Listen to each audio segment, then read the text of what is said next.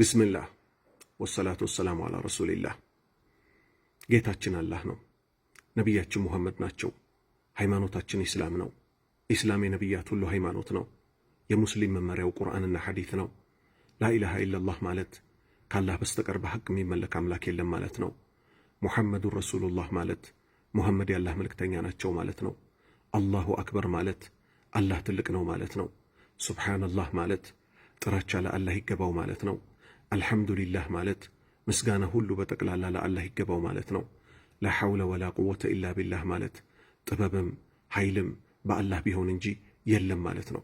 የነቢዩ ሙሐመድ ስም ሲነሳ ሰለላሁ ዐለይሂ ወሰለም እንላለን።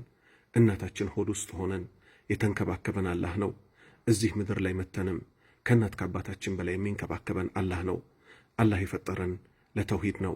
ተውሂድ ማለት አላህን በብቸኝነትና ያለማንም ተጋሪ ማምለክ ነው። አላህ በብቸኝነት እንድናመልከው ፈጠረን። የምንለምነው አላህን ብቻ ነው። ዱዓ ወይንም ጸሎት ማለት ለዱንያ ይሁን ለአኼራ የምንፈልገውን ነገር ከብቸኛው አምላክ አላህ ብቻ መለመን ነው።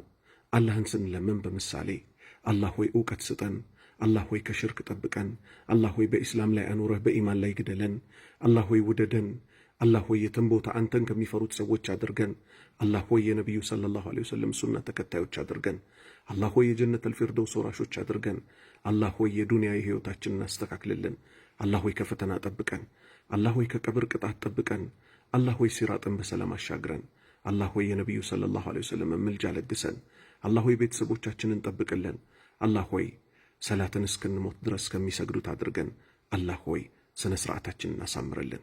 በዚህም ምናየን ለዱንያም ይሁን ለአኼራ ጉዳያችን አንድ አላህን ብቻ ነው የምንለምነው። የምንፈራው አላህን ነው። የምንመካው በአላህ ብቻ ነው። የምንሰግደው ለአላህ ብቻ ነው። ረዳታችን አላህ ብቻ ነው። የምንምለው በአንድ አላህ ብቻ ነው። ስንምል በምሳሌ ወላሂ ቢላሂ ተላሂ ወረቢል ካዕባ ወለዚ ነፍሲ ቢየዲህ ብለን መማል እንችላለን። ከአላህ ውጭ በማንም አንምልም። አላህ ይሰማናል። አላህ ሁሉን አዋቂ ነው። ሰዎች ባያዩንም አላህ ያየናል። አላህን በድብቅም በግልጽም ልንፈራው ይገባል። አላህ ይወደናል። አላህ ከአዛኞች ሁሉ በላጭ አዛኝ ነው። አላህ ከእናታችን በላይ ያዝንልናል። በብቸኝነት ተመላኪው አላህ ብቻ ነው። ሲያመን የሚያድንን አላህ ብቻ ነው። የሚያበላንና የሚያጠጣን አላህ ብቻ ነው። የሚንከባከበን አላህ ነው። የሚያሳድገን አላህ ነው። እንቅልፍ የሚያስተኛንና ከእንቅልፍ የሚቀሰቅሰን አላህ ብቻ ነው። ዝናብ የሚያዘንብልን አላህ ብቻ ነው። አላህ አያንቀላፋም። አላህ አይተኛም። አላህ አይሞትም። አላህ አይደክመውም። አላህ ልጅ የለውም። አላህ አልወለደም። አላህ አልተወለደም። ከፊል የአላህ ስሞችን እስቲ እንተዋወቅ። አራሕማን፣ አራሒም፣ አልመሊክ፣ አልቁዱስ፣ አሰላም፣ አልሙእሚን፣ አልሙሃይሚን፣ አልሐይ፣ አልቀዩም፣ አልዓዚዝ፣ አተዋብ፣ አሸኩር፣ አልዓሊም፣ አልወዱድ፣ አልሐኪም፣ ዙል ጀላሊ ወልኢክራም፣ ማሊክ አልሙልክ። አላህ የሁሉ ነገር ብቸኛ ፈጣሪ ነው። አላህ የሁሉ ነገር ብቸኛ ፈጣሪ ነው። አላህ መላኢካዎችን ከብርሃን ፈጠራቸው። አላህ የሰው ልጆችን ከአፈር ፈጠራቸው። አላህ ጂኖችን ከነበልባል እሳት ፈጠራቸው። እኛ የሰው ልጆች መላኢካዎችና ጂኖችን ማየት አንችልም። መላኢካዎችና ጂኖች እኛን ያዩናል። አላህ 7 ሰማይን ፈጠረ። አላህ 7 ምድሮችን ፈጠረ። አላህ 7ቱን ሰማያትና 7ቱ ምድሮች በውስጣቸው ያሉትንም በ6 ቀን ፈጠረ። አላህ ኩርሲይን ፈጠረ። 7ቱ ሰማያት እና 7ቱ ምድሮች በስፋት ኩርሲይ ይበልጣቸዋል። አርሽ ኩርሲይን ይበልጠዋል። አርሽ አላህ ከፈጠራቸው ፍጡሮች ሁሉ ትልቁ እሱ ነው። ከሰባተኛው ሰማይ በላይ ውሃ አለ። ከውሃው በላይ የአላህ አርሽ አለ። ከአርሹ በላይ አላህ አለ። አላህ ጀነትን ፈጠረ። የጀነት በሮች 8 ናቸው። ጀነት 100 ደረጃ አላት። ከጀነት ደረጃዎች ሁሉ በላጯ ጀነተል ፊርደውስ ትባላለች። የጀነተል ፊርደውስ ጣራዋ አርሽ ነው። ጀነት ላይ የሚጠጡ ፈሳሽ ምንጮች ሁሉ የሚፈልቁት ከጀነተል ፊርደውስ ነው። ጀነቱ ውስጥ ከሚጠጡ መጠጦች ውስጥ የውሃ፣ የወተት፣ የማርና የኸምር ይገኝበታል። ጀነት ውስጥ ታላቁ ጸጋ የአላህን ፊት ማየት ነው። አላህ ጀሃነምን ፈጠረ። የጀሃነም በሮች 7 ናቸው።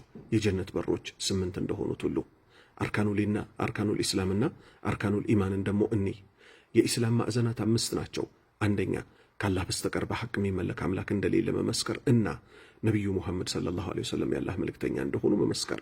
ሁለተኛ ሰላትን ከነመስፈርቶቿ በአግባቡ መስገድ። ሶስተኛ ዘካን መስጠት። አራተኛ የረመዳንን ወር መጾም። አምስተኛ ሐጅን ማድረግ።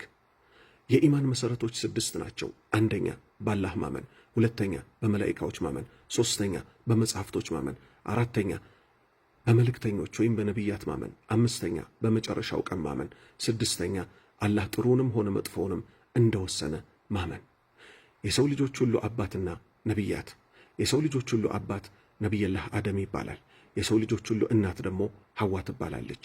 አላህ የሰው ልጆችን እናታችንን ሐዋና አባታችንን አላህ የሰው ልጆችን እናት ሐዋን ከአደም የላይኛው የጎን አጥንት ፈጠራት።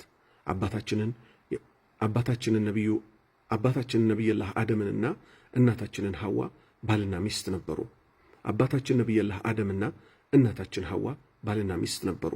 አላህ ለሰው ልጆች ሁሉ የፈቀደው ብቸኛ መንገድ አባታችን አደምና እናታችን ሐዋ ተጋብተው እንደኖሩት ወንድና ሴት ተጋብተው እንዲኖሩ ብቻ ነው። አላህ ነቢይላህ አደምን በጁምዓ ቀን ፈጠረው። ኑህ የተባሉት ነቢይ ናቸው። ኢብራሂም ነቢይ ናቸው። ኢስማኤል ነቢይ ናቸው። ኢስሐቅ ነቢይ ናቸው። ሙሳ ነቢይ ናቸው። ሃሩን ነቢይ ናቸው። ዒሳ ነቢይ ናቸው። ኢድሪስ ነቢይ ናቸው። ሹዓይብ ነቢይ ናቸው። ሷሊሕ ነቢይ ናቸው። ሁድ ነቢይ ናቸው። አዩብ ነቢይ ናቸው። ዘከርያ ነቢይ ናቸው። ያሕያ ነቢይ ናቸው። ሉጥ ነቢይ ናቸው። ዩሱፍ ነቢይ ናቸው። ዩኑስ ነቢይ ናቸው። ዳውድ ነቢይ ናቸው። ሱለይማን ነቢይ ናቸው። ኢልያስ ነቢይ ናቸው። እነዚህ እንግዲህ ምሳሌዎች ብቻ ናቸው። ቁርአንና ሐዲት። ቁርአን ያላህ ቃል ነው። ሐዲት የነቢዩ ሰለላሁ ዐለይሂ ወሰለም ንግግር ነው። አንድ ትእዛዝ አላህም አዘዘን፣ ነቢዩ ሙሐመድም ሰለላሁ ዐለይሂ ወሰለም አዘዙን። ልዩነት የለውም። ሁለቱም አንድ ነው። ትእዛዙን መፈጸም ብቻ ነው ያለብን። ቁርአንን ለማንበብ መማር አለብን። ከቁርአን አንድ ፊደል ያነበበ ሰው አላህ 10 ምንዳ ይከፍለዋል። ቁርአን ሲቀራ ጸጥ ብለን ካዳመጥን አላህ ያዝንልናል።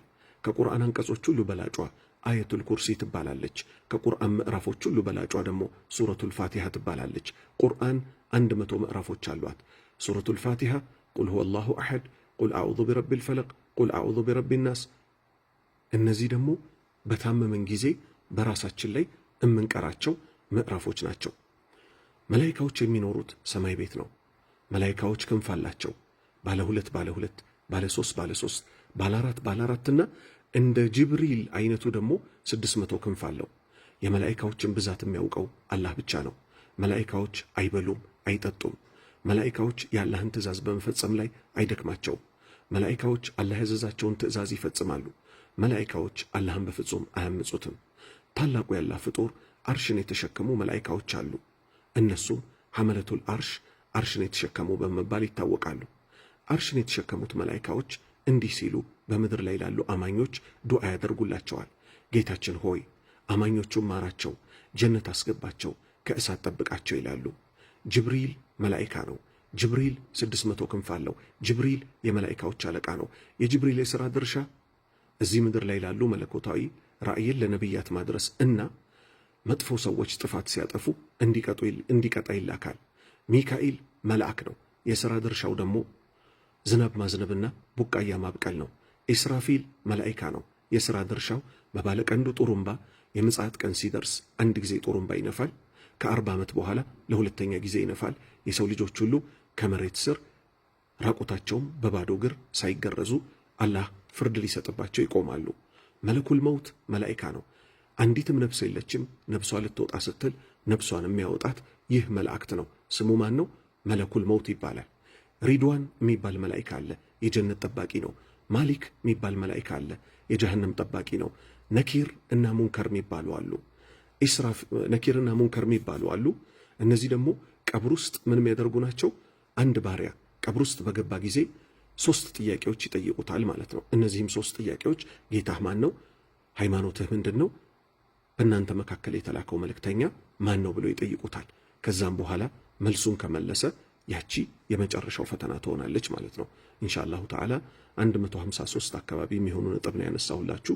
በክፍል 2 ደግሞ ከሞት በኋላ የቂያማ ቀንና ምልጃ በሚል ከ154ኛው ነጥብ አነሳላችኋለሁ። ይህ ኪታብ 300 ነጥብ ለህፃናት የሚል ኪታብ ነው ማለት ነው።